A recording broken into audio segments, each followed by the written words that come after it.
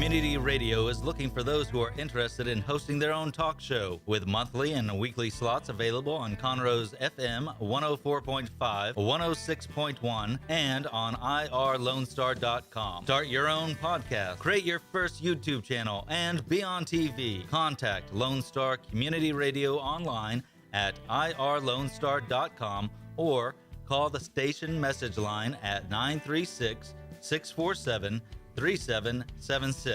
to take your first step into the radio world.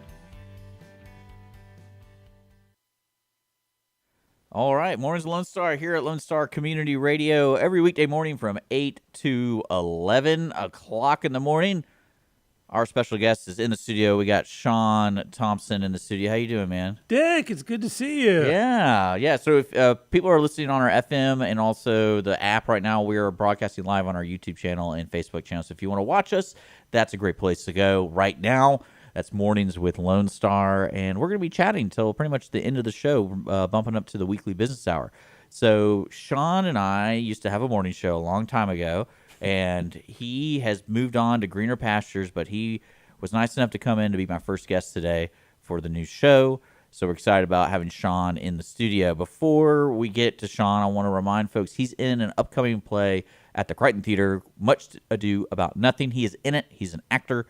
And I put a link to purchase your tickets. I think it started around April, sometime in April. First 3 weekends of April. Yeah, so you can get tickets there. You also are an editor at the Woodlands Online. Yeah, I'm the news editor there. News editor, so you're kind of knowledgeable about the area and everything going on. Absolutely. If you want to message us while we're live, I am monitoring the Facebook channel and the YouTube channel and all that kind of stuff. So feel free to make a comment if you got a question for my buddy here, Sean.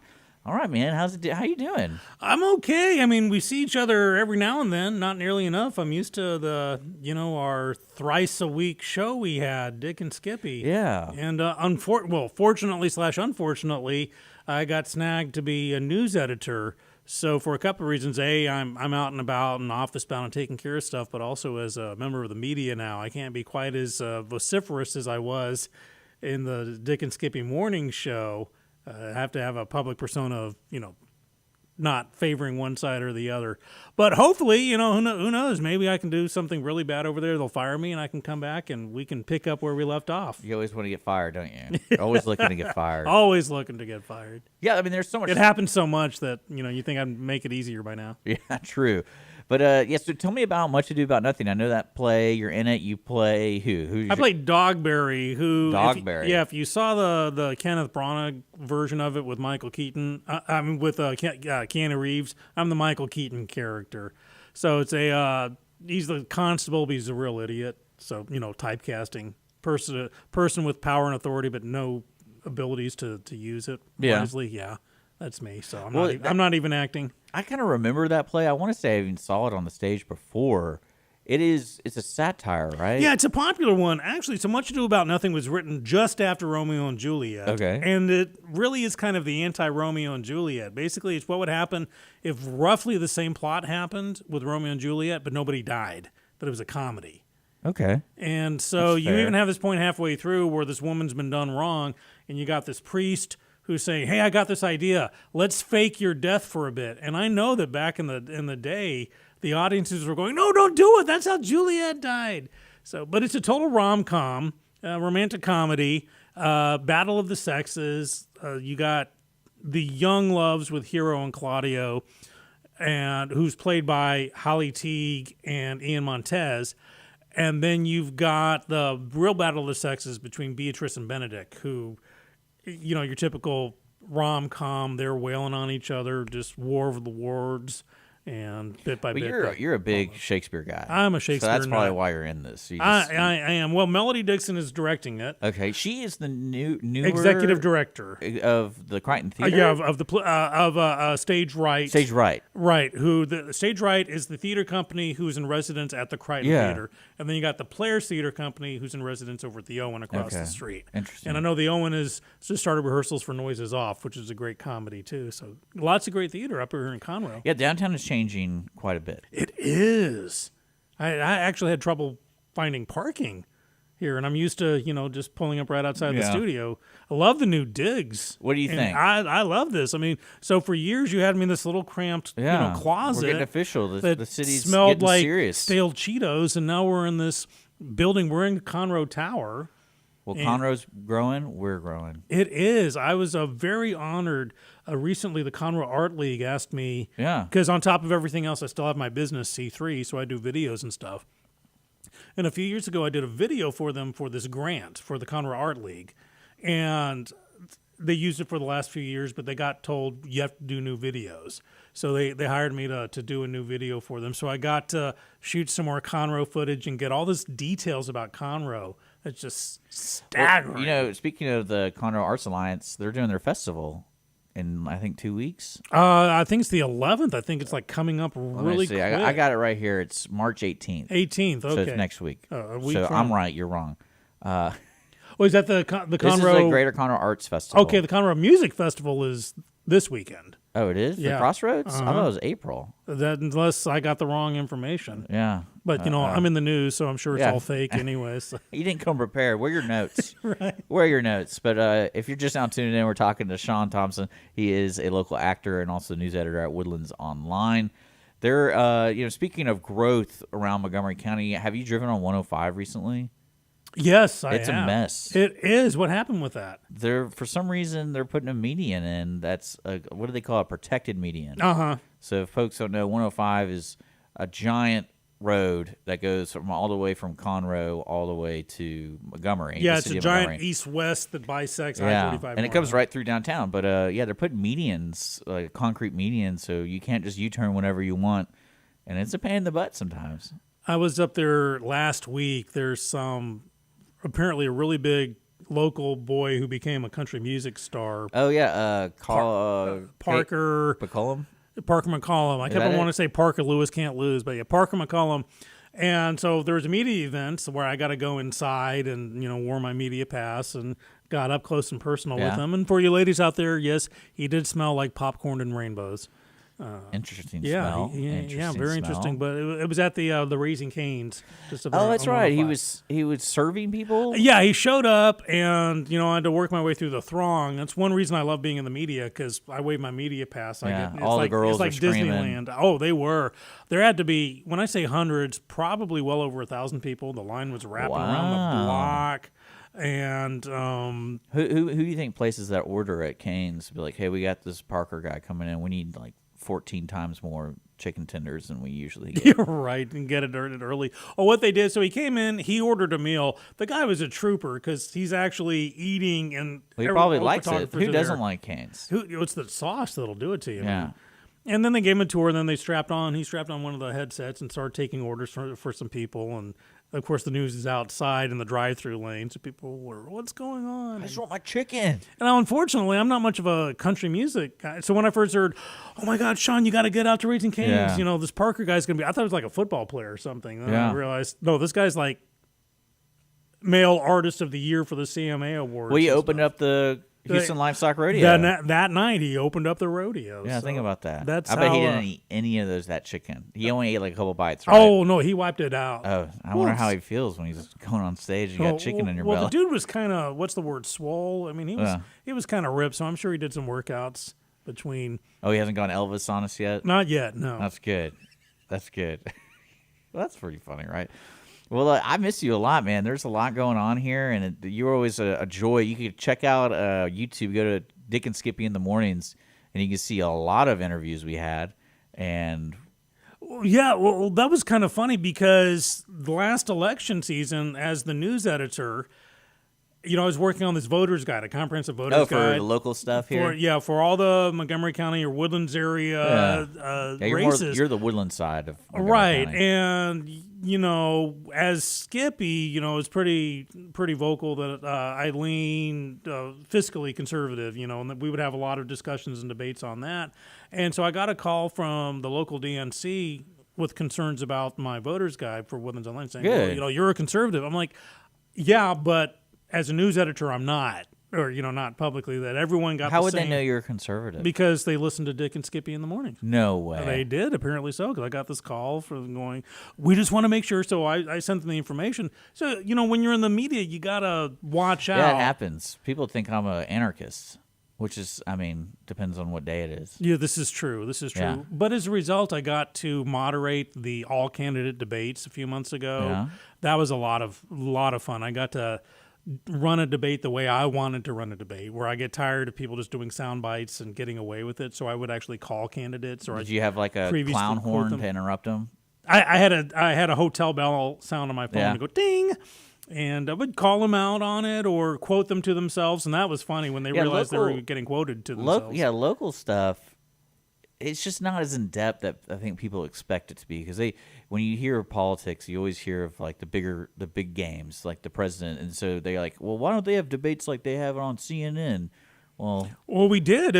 We partnered up. Woodlands Online partnered up with the Woodlands Area Chamber of Commerce and Lone Star College and Sam Houston State, and we had this all candidates. So school board for CISD and Tomball ISD, because they're part of the Woodlands. You name it, if there was a race, except for the township. No, we even did township position races. That's right. We did everything. Yeah. It was like a 5-hour deal. It was a blast, and I'll be doing it again. Very educational, it sounds like. Yeah, it was, and I got to kind of educate the viewers because it was live stream, so let them know. But I also got to educate the politicians that, sometimes you're going to be asked questions. Nothing's a sure shot, and so I enjoy being nonpartisan like that, but I miss like heck being Skippy to your Dick. Oh, no. We got to fix this somehow. We had a lot of fun. Once I win the lottery, I'm quitting everything. We're just going to start the radio show right back up. Yeah, fair enough. Are you buying tickets? Are you even trying to win the lottery? Maybe people say that all the time. Maybe I but should are they even start. trying? Hey, all I know is that a company I used to work for, a guy actually won a few million in the lottery. Yeah. And it was like a scratch off or like an actual no, ticket like a lotto thing. And yeah. once he made sure he had it, that's when he went to the bosses at the company and told them exactly. It was like right out of a movie. He told them exactly what he thought of them. Basically, I won the lottery, sons of guns. Oh my gosh. Yeah, it was great. I would have loved to have been a fly on the wall for that.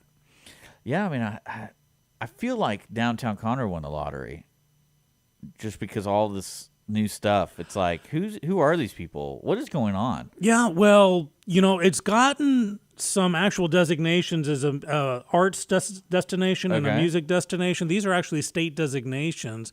Plus, it's growing by leaps and bounds. On that video I just did for the Conroe Art League, So it's all your fault. It That's is, what yeah. I'm hearing. But I was able to. I found out the census data, and just a few years ago, there were like 30, 40,000 people in Conroe. Now there's more than 100,000 people in Conroe, residents, and it's just growing by leaps and bounds.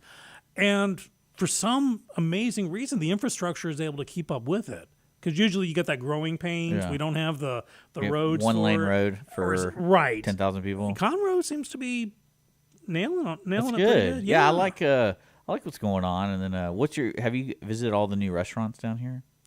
Not yet, but it's on my list. Yeah. In fact, I went to one of the places that we did our breakfast taco review, Taco Veloz, and I forgot what good food they had there. It's not as good as Angie's, though. Yeah. Have you been to Angie's? Did we go to Angie's? I don't think we went to Angie's. That's my new favorite spot. There's Mr. Taco 105, and then Angie's right over here on Fraser, and I think it's called Wilson Road, like right there in the corner. It's like in the gas station parking lot, so you know it's gonna be good. Oh yeah, the nightlife, especially around the block where the studio used to be. You got 202 Main, which is a hopping spot. I know you're a big fan. There the other night. I know you're a big fan of crawfish, but little Hobbit lobsters. Yeah, Sean does not like crawfish. His birthday, Keith Kruger's birthday, they're having a huge celebration on Sunday. This Sunday, $5 all you can eat. So I pay $5 for like a crawfish and a half. That's all I'd be able to eat. Yeah, it's true. That's disappointing. You don't like crawfish. I always remember that. I'm like, I don't get crawfish. Now lobster I love, but crawfish. I mean, it's a lot of work for it's all fun. 0.2 ounces. Like I would of never meat. go to True Lux and be like, can I just get a thing of crawfish? Oh, I go to Trulux. I go for their spinach artichoke dip. In fact, I'm going to go there breakfast next week. No, this like week. A chamber thing or something? No, there's a new facility, like a school for the deaf and hard of hearing. It's called cool. All Ears, and I got a media request to show up at this breakfast and check them out. Yeah, so Cindy Cochran's back with us. I know. I've been listening to her And show. She's amazing. So she is doing on Tuesday. She's trying to do signing. It's awesome. So she has her first guest. It's an ASL person coming in, and they're going to be signing the entire show and talking. So it's not just... Well, see, that's important to me. I have a few years ago an actress friend of mine. Well, she became a friend. Her name Heba Tulan, and she's deaf. And that just so I knew enough ASL and fingerspelling to be dangerous, so we communicated. And I really got into differently abled people in the arts. Whether they're deaf or there are other issues. And so I've really gotten into it. And my theater, because I still run Points North Theater in the Woodlands, and we've had the Woodland Shakespeare Festival for the last 8 years now, where we'll have Lone Star College, we'll have signers on the sides of the stage signing to our audiences. Well, I always like it too, especially here locally. They have so many creative freedoms with like the plays they do, and they might incorporate that into the play. Well, that's the great thing about Shakespeare. The guy's been dead for 500 years. So you can do whatever you want. Yeah, he's not going to bitch too much about it. Yeah. I mean, Much Ado About Nothing, I don't know.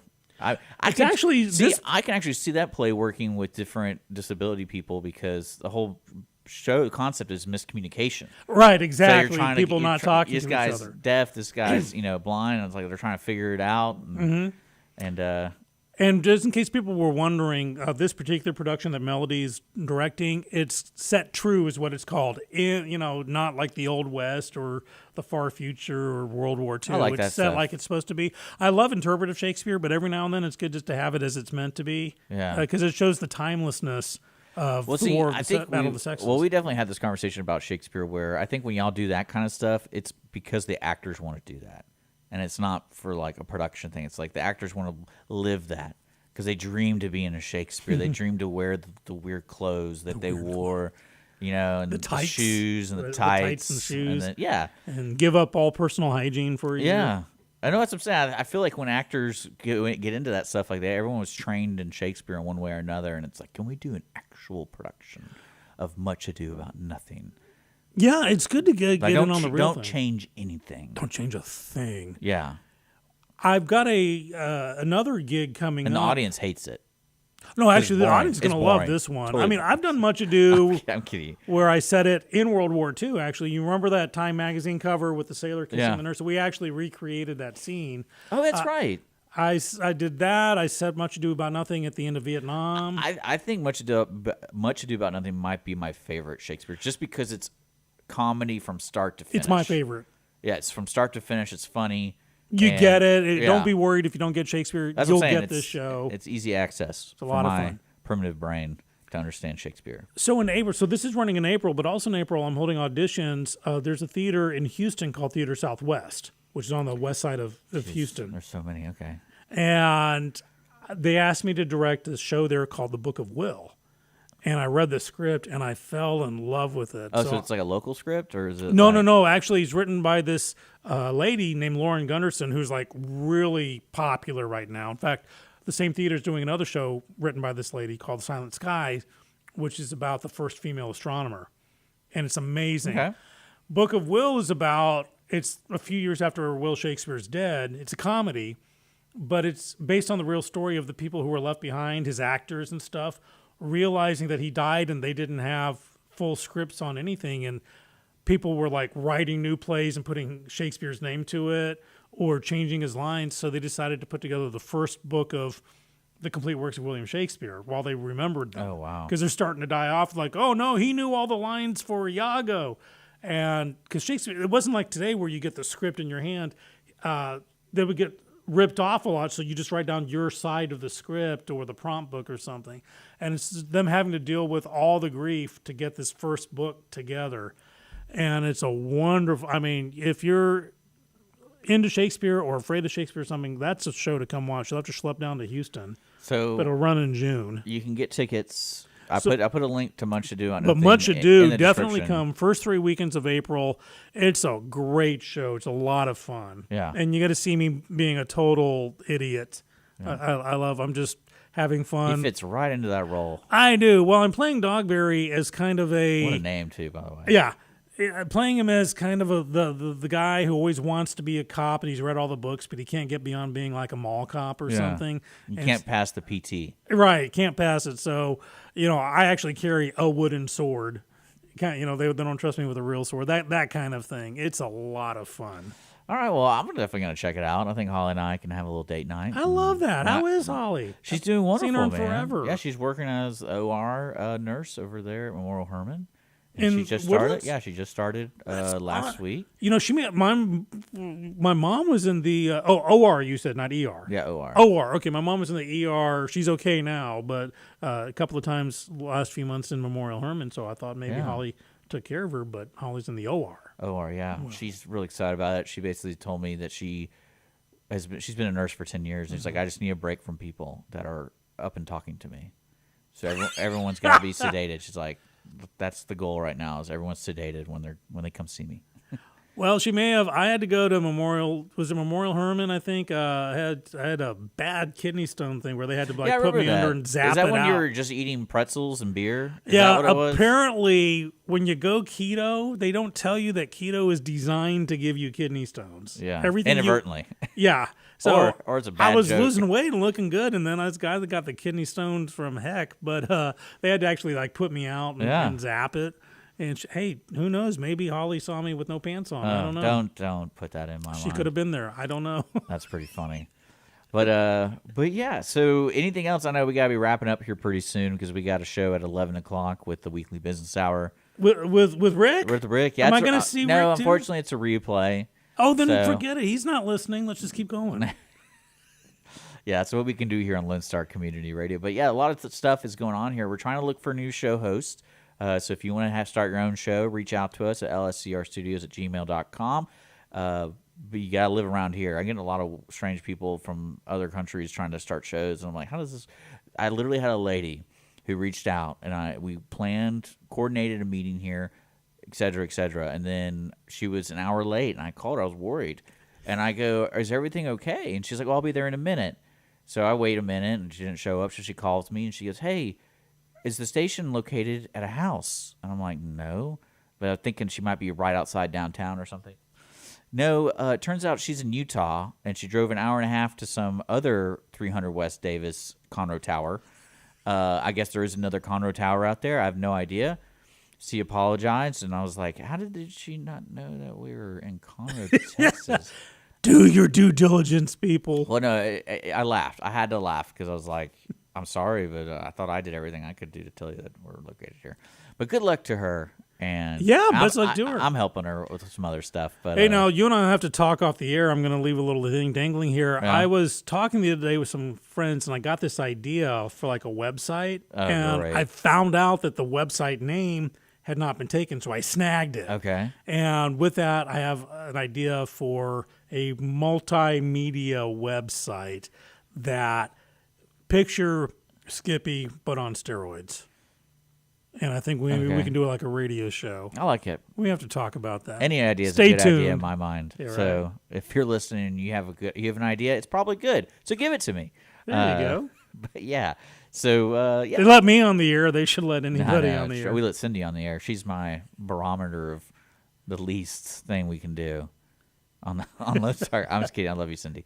But yeah, so I guess we're gonna be wrapping it up. This was the first episode of our first show. I'll be back tomorrow morning. I'm so glad at to have 8 been a a.m. part of it, Dick. Yeah, I'm glad you got away from the woodlands and you came all the way over here. I will schlep out here for Dick. Yeah. Any chance I can. Before we go though, I mean we got a couple of minutes. I want to ask you: have you been watching the new Star Trek? Yes. All you watched the new Picard. Yes. You watched and Strange New Worlds. Strange New Worlds. Yes. They have a cartoon randomly. I never really cared. Won't watch that. They got really Prodigy and Lower Decks, which are cartoons. Okay. Yeah. Not a fan of that. Now that Alex Kurtzman is getting phased out. Good. Because I gave up on Discovery. I'll say this because I can say this. I think as bipartisan. When they made Stacey Abrams president of Earth in Star Trek Discovery, I gave up. If it had been Willie Nelson, I would have been all over it. Yeah. But to pick someone who's polarizing and ticks off half your audience. The new season of Picard, absolutely love it. And Strange New Worlds, they got the whole Worlds, band back together. yeah, it's like the way Star Trek was supposed to be, which is social commentary, not political talk of the day. Yeah. Loving them. If you're not into That's them, watch cool. them. I'm trying to get my wife in. I'll check them out. I've been watching Voyager, revisiting that, and then I wonder where, because when I was reading, I guess I don't know what they call it in the industry, but like what season 3 is supposed to be about, like the underlining tones, and basically the new showrunner was like, I want to do Next Generation. Yeah, Metalis. He's like, I want to do Next Generation, but I want to do like the movies. So it's going to be like a movie style. It's very much so, especially with the darkness. The one thing I wish they do is up the exposure on the cameras a bit. It's dark. I feel like dark. I feel like that happens all the time in shows now.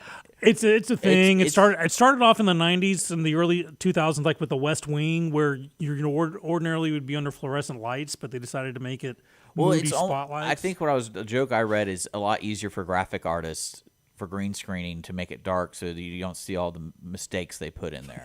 You're right. So that's why everything's so dark all of a sudden. Yeah, CGIing somebody's face. I mean, think about Game of Thrones, the last season. It was like significantly darker. Even when they were out in the snow parts, it was still dark. But that dark made that Starbucks cup really pop. Well, I mean, but yeah, you should. Did you watch that series at all? I can't make it past the first episode. Yeah, I mean, it's one of those things. It's weird. It's an all right show. I like those kind of shows, but it's not my favorite fantasy. Ordinarily, I would fantasy and lots of nudity. Ordinarily, it'd be all about it, but I'm just especially knowing how the last season, how much everybody hates it. It's like I don't know when to stop watching it. So maybe one day I'll check out the Star Trek. That's on Paramount Plus. That's gonna be something I want to watch. And then, but yeah, Sean, thank you so much for coming in. Again, folks, if you want to see Sean on the stage coming up in April, Much Ado About Nothing, I put the ticket link. It's over at the Crichton Theater here in downtown Conroe, put on by Stage Right. And also, you can watch Sean, I believe, when is it on Woodlands Online? In about an hour from now. I'm going to be on Woodlands On Air, which is a weekly TV show I do. Other shows I do for Woodlands Online include For Reals, and you need to be my guest on For Reals. It's a movie review show. Okay. Where Snupless has been our sponsor, and it's not about new films. It's about favorites from the past that we want to remind people about. Okay. So you're going to be my guest next time. All right. I like watching movies, and I feel like I haven't seen a good one in a long time. I think Top Gun Maverick was like the most recent one you saw. No, there was another one that because they're streaming now. I just can't remember. Well, I'm a senior citizen now, so that's true. Memory's an issue. Yeah. All right. Well, Sean, thank you so much. You've been listening to Mornings of Lone Star here at Lone Star Community Radio. I'm going to be back tomorrow morning at 8 a.m. right here on irlonestar.com worldwide, Conroe's FM 104.5, 106.1. If you want to be a guest just like Sean, reach out to us. We got an email address that's morningswithlonestar@gmail.com, or visit us online at irlonestar.com/MWLS. We're signing out, and we will see you guys later.